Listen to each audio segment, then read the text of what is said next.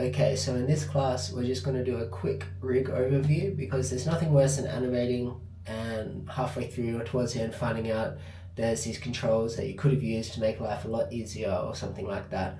And so it's good to know everything that the rig can do to speed up your workflow. So there's a few things in here that may not be extremely obvious that I just want to point out on this rig.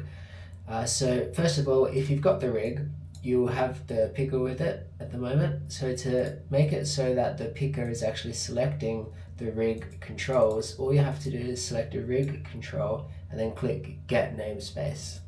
And once you do that, you'll see now that when you select things, it selects on the rig. And it's just because it's picked up the namespace from where you've imported it. Alright, so the rig's pretty straightforward. You've got your squat and stretch here, which is really cool. But there's just a few things, as I said, that may not be extremely obvious. So in the arm controls here, only on this one and this one, if you open the channel box, you'll see you have some secondary controls like curl, where you can curl the wing like that. So if you're flying, you might use this, where you can bend the wing as well, down like this, like that.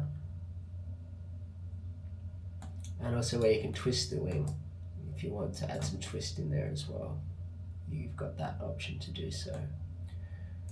And then you can also separate the wings. So at the moment you'll see here that the wings are fully attached to the body. So if you want to do anything, it's like he's got arms. However, if you do want to do something like super cartoony and have some multiples, you can actually separate the wings like this, and then you can move them around wherever you want and animate it that way. So you can actually separate the wings, and the reason we put that in the rig is so you can do multiples. So that's really cool to know. I'll just turn separation back to off. The second thing is, if you want to change the color of the rig, you can come into the global control here, and you can change the body color to any color you like. Well, not any color, there's a few options. You've got pink, red, white, etc. And you can do the same thing with the wings, and the same thing with the eye color, like that. So you can customize the bird. So if you want to have different bird characters in the scene, you can do that. Alright. The next thing is these controls here in the eyes. These ones. This is where you'll find the blink. The outside ones, just here. So you can blink 100%. Auto lids. This is where the eyes follow the lids. Oops.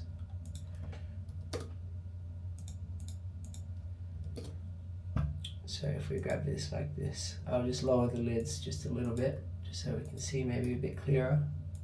Push this down a bit, and then we follow with this.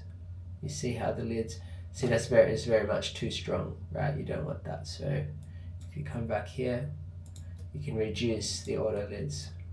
So they follow, but maybe not so strong. So you can see by default it was on 0.1, and that gives it a nice fleshy little follow there. See that? So they follow, so that's really cool. The other thing is the bendy controls and stuff like that. So if we lift from the global control here, up like this, you see she has her FK and IK legs, like this. So if you want to get any sort of definition in the legs, you can turn on the secondary controls, which is again under the global, I believe. Yeah, so this is where you change the color, and then if you want to select the bendy controls or secondary controls, you can turn those on. And now you have two. And just while we're there, the only other thing you might like to do is, if you do want to select the rig, the geometry for any reason, you can select the ref here and turn it to normal, and then you can select the geometry. So when you do want to duplicate the mesh, you can do it that way. So I'm just going to turn it back to ref for now. And now you have the bend controls. You can use these to kind of move the rig any way you like. So you've got a lot of control. I'll just do one at a time actually, just so we can see the difference. So the bending controls.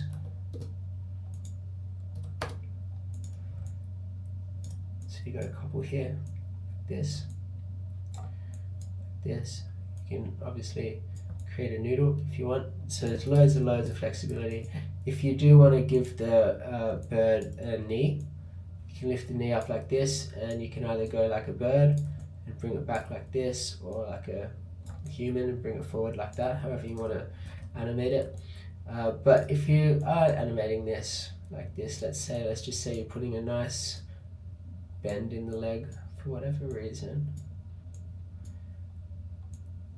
and then let's say you need to push it a bit further or something like that, you can turn on the other controls here, and you get all these micro controls in here where you can really just add an extra layer of flexibility to do whatever you want. So that's worth noting. And then the other thing is the FK-IK switches are here. No, they're not. Or are they? I thought it was. I think that's the hip. Oh, here, the flags. So the flags up here are the FK-IK switches. So if you want to switch it to FK, you do that up here.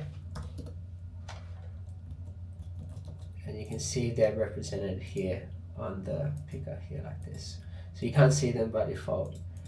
As soon as I zero these out, you can see once you have that, you have the knee control, which just works like a normal knee control. And then you've still got the bend knees on top of that. If for some reason you want to just push these out, just get a nice bend in the knee like this, you can do that.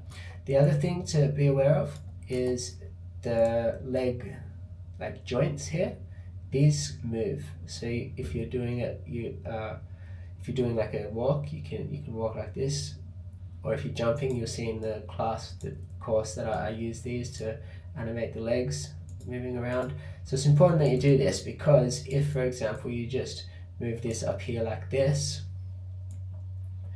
and you don't do it, see how that kind of makes sense, right? It looks like they've put their leg forward, but then if you don't have it, see how it's really ugly like this? It's not really nice. So use it as you wish, but just be aware that it's there and you can do it. Outside of that, you've got the normal controls here, like this. You can bend, tweak, rotate, you can scale with the toes if you want to have a big toe for whatever reason. There's a lot of flexibility in this rig. She's super duper flexible.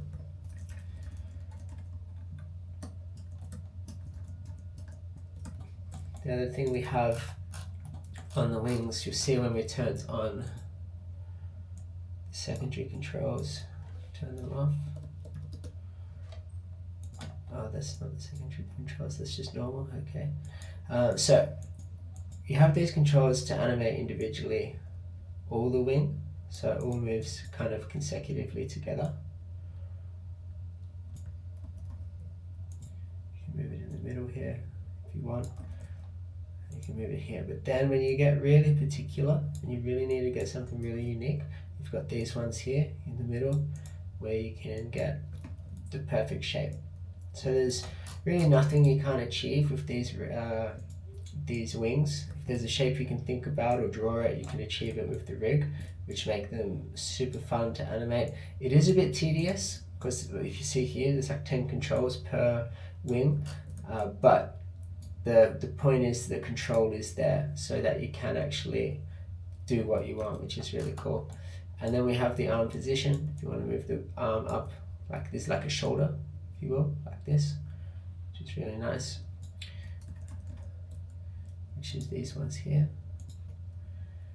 Then you have your brows, which are really, really appealing. Look at that instantly, super cool.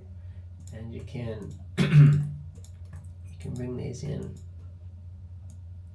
Oops, I selected the wrong thing. Just use it here. If you want to get like real or angry like that, or like this, and you've got depth as well. So if you want to push them out a bit, you can, like that. You know, because that's super appealing. No, the depth is there. If you do need it, use it like a little bit like this. If you just want to push it out a little bit, something like that. Then we have the eye controls. And then you can control each lid individually. If you want to get something more creative on there. We have the mouth control here. We don't really go into the mouth control because it's not a course in which we do lip sync, but you can see here we've got the mouth, and within the mouth you have all the tongue controls that you normally have. That. And then we have this thing as well, which is the, I'm just going to bring it out so you can see. Oh, you can't. It's the little dangly bit.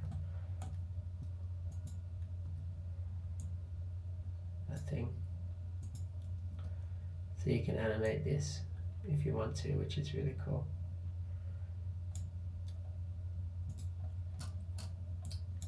You can animate the beak. You can shape the beak however you need, if you need to make it bigger and stuff like that. You've got all the controls around the beak as well. See, there's just a ton of flexibility in the rig. Basically, we've tried to put it so that it's the smallest rig, super appealing, and you can get anything you need with it. There's a great shot, I'll play it now, and they've really pushed the rig here like to a T, and it looks super good, so it's a really good reference of what the rig's capable of. And then we've got these little controls here, which is kind of like a not a squash, not a stretch, but it kind of works like that. See, you can kind of control the whole face if you want, like this, which is really cool. So you can really push it. So you've got the top and you've got the bottom here as well. So these controls come in handy when you want to do like some jiggle. They can translate as well, stuff like that. So outside of the norm, oh yeah, you've got the eye controls as well, the top and the bottom. Oops. These are squash. Right, so that's just the eyes. So you don't want to obviously come higher than the brows that you have. Right, but if you did want to, you could, and you can get really big eyes like this.